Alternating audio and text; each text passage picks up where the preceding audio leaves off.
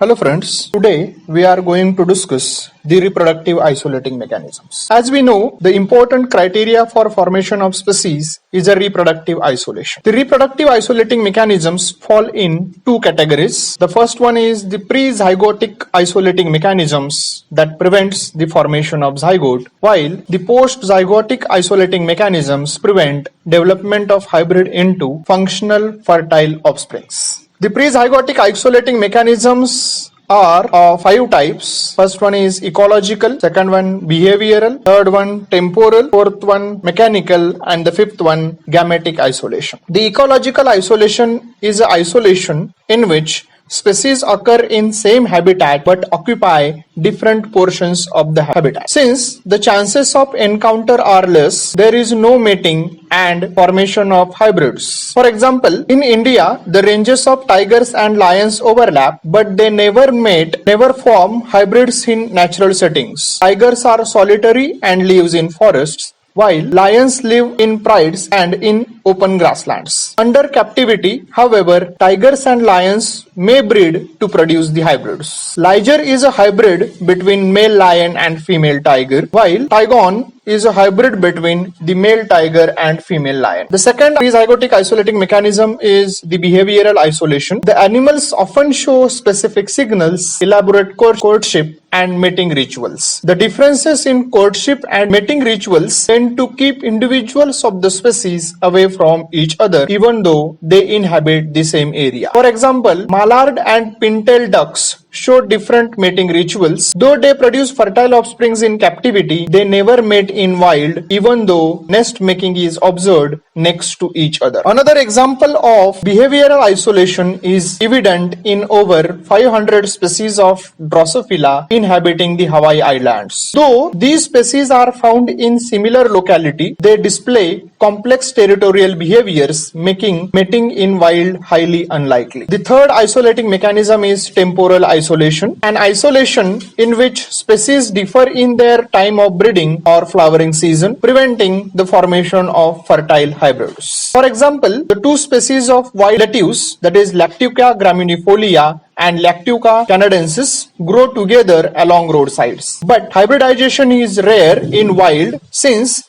Lactuca graminifolia flowers in early spring, while Lactuca canadensis flowers in summer. Another example comes from the animal kingdom, where Drosophila persimilis mates in morning, while Drosophila pseudo-obscura mates in afternoon. Even though two species of pines, that is Pinus radiata and Pinus muricata, are anemophilous, that is, pollination is done by wind, former releases pollens in February, while latter releases pollens during April. The fourth type is mechanical isolation. Incompatibility or structural differences in size as well as structure of male and female copulatory organs prevent mating in closely related species. For example, sexual organs of insects are so diverse that they are used for classification. Flowers of angiosperms are also evolved to prevent pollination from plants of other species. For example, the monkey flowers, that is Mimulus levici and Mimulus cardinalis,